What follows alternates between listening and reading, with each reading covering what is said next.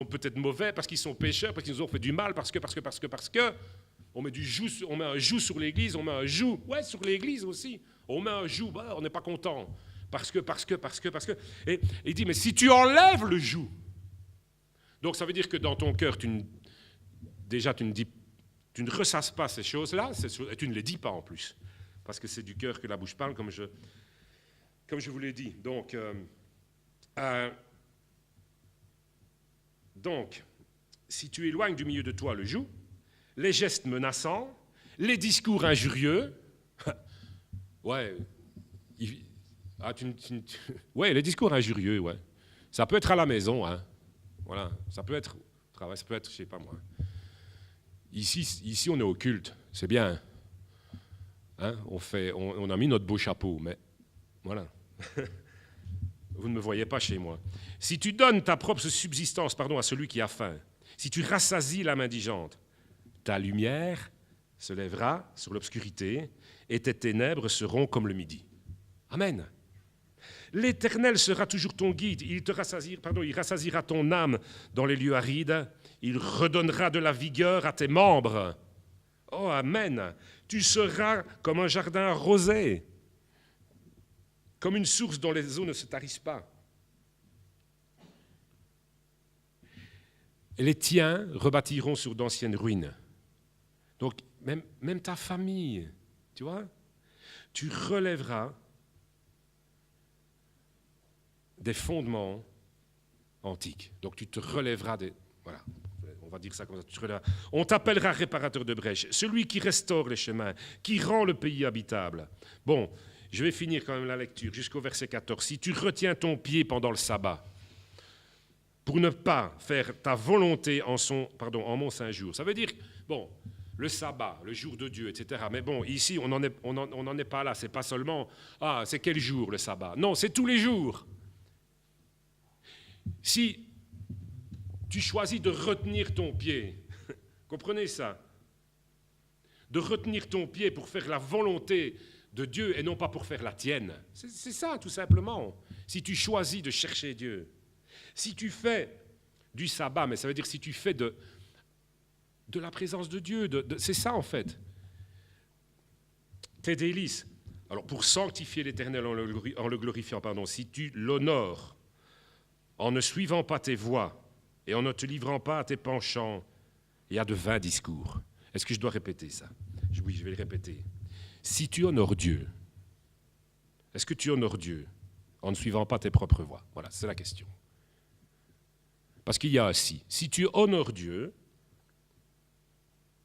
en ne suivant pas tes voies, est-ce que tu fais ça? Tu honores Dieu et tu ne suis pas tes voies.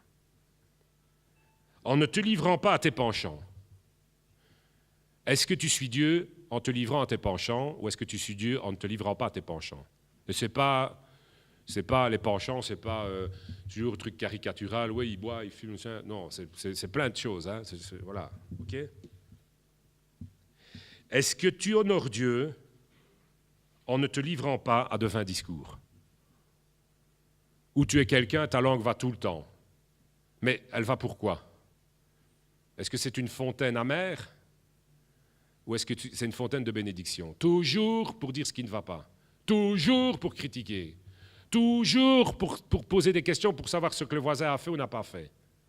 Est-ce que c'est comme ça? Bon. Et voilà la question.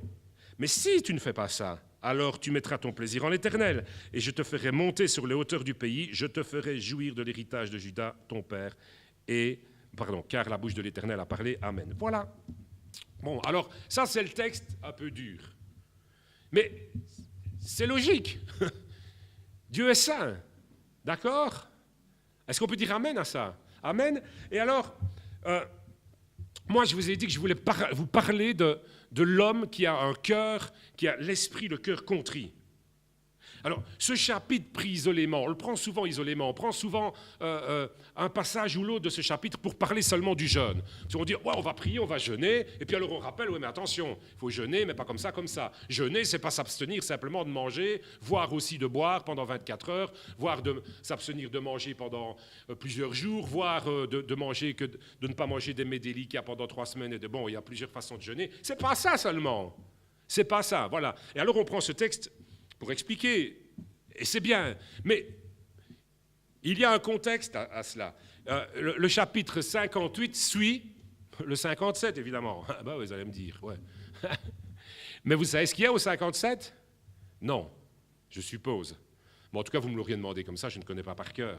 Mais il y a quelque chose au chapitre 57. Donc voilà, le chapitre qu'on vient de lire n'est pas complet si on le lit seul. Il est bien, il nous instruit, il nous donne des enseignements, ça c'est très bien, mais il n'est pas complet. Et il peut même sembler, bien qu'il soit juste, hein, il est juste, mais il peut sembler un peu dur. Alors c'est pour ça que je vais vous lire quelques versets. Je sais qu'il y a beaucoup de lectures aujourd'hui, mais bon voilà, vous voyez, c'est des versets qui sont parlants en même temps, c'est pas une bête lecture comme ça, hein, d'accord ? Enfin, normalement, la Bible nous parle, hein, on pourrait ne faire que lire finalement. Et donc, le chapitre 57, en tout cas la fin du chapitre 57, nous dévoile deux aspects de la nature de Dieu. Et je vous dis tout de suite, ces aspects-là, vous allez voir, c'est un Dieu qui aime pardonner, qui aime relever, et un Dieu qui est juste. J'ai envie de dire que c'est toujours la même histoire, hein. Donc, Dieu est un Dieu qui aime pardonner. Et d'ailleurs, c'est le Dieu d'amour, c'est vraiment c'est la nature de Dieu, et un Dieu qui aime pardonner, un Dieu qui aime restaurer. Donc Dieu veut et aime te pardonner. Est-ce que tu m'entends ? Est-ce que tu peux dire amen à ça ? Est-ce que vous êtes réveillés ? Dieu veut te restaurer. Il aime ça. Il aime restaurer les vies. Dieu aime restaurer les vies. Seulement, je ne vais pas relire ce qu'on a lu, seulement des fois, ça n'arrive pas. Oh Seigneur, tu n'entends pas ? À quoi ça sert ? Tu n'entends pas ? Et c'est pour ça que ce chapitre existe. En grande partie, c'est pour ça que ce texte existe. Pas pour faire des reproches. Vous voyez ? Le but de Dieu, ce n'est pas de faire des reproches. Le but de Dieu, c'est de dire, je veux te restaurer, je veux te pardonner, mais je ne peux pas. Tu m'en empêches. Je veux t'apporter des bénédictions, je veux te donner tout ça, je veux te faire sentir ma présence, je veux te prendre dans mes bras, je veux faire tout ça. Mais je ne peux pas. C'est pas comme ça. Je veux passer du temps avec toi, mais toi, tu m'offres tes listes. Tu me demandes un tas de choses, ok, je veux bien te les donner. Puis tu me loues de ta bouche. Mais ton cœur est loin de moi.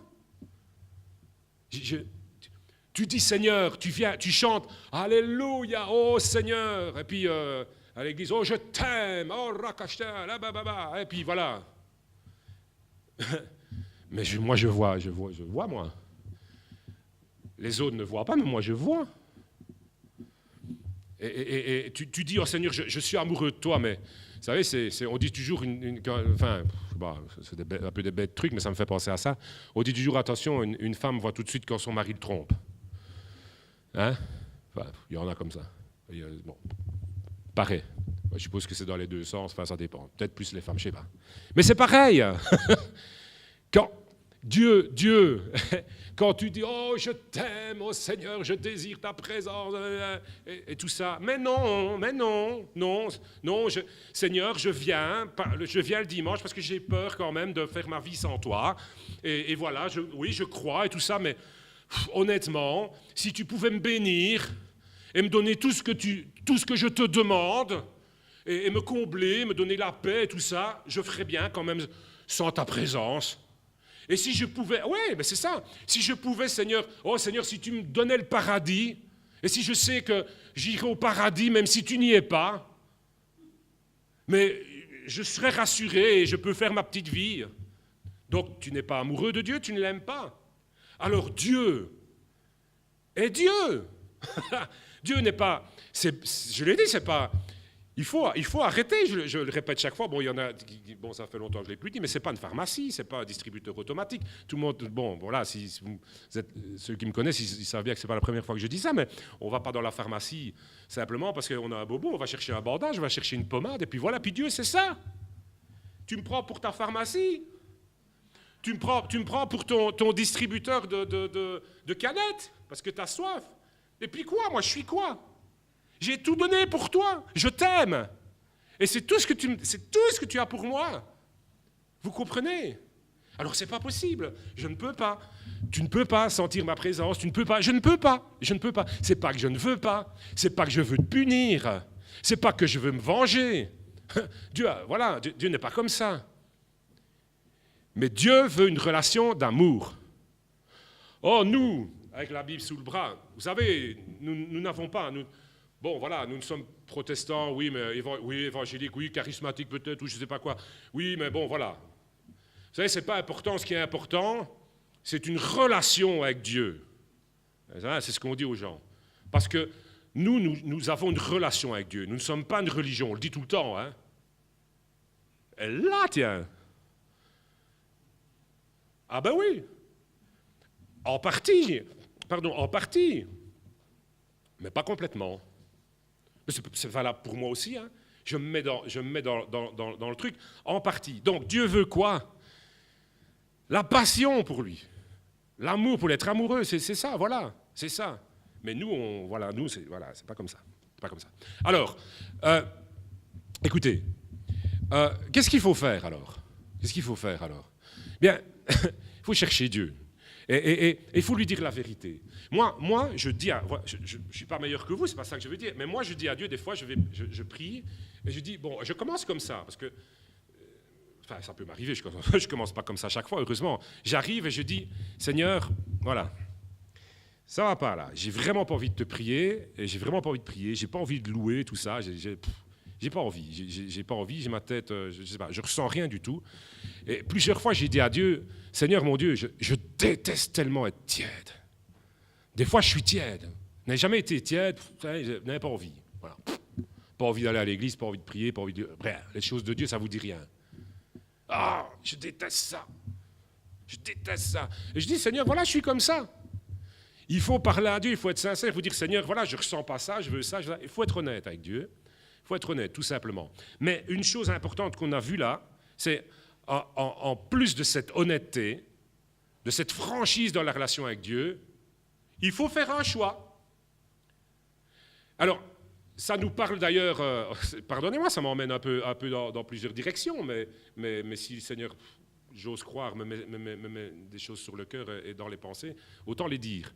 C'est un peu comme l'amour dans les couples, on choisit, hein, l'amour ça se construit. Hein. Si on n'entretient pas, si on ne taille pas, si on n'aimonte pas, si on n'engraisse pas et tout ça.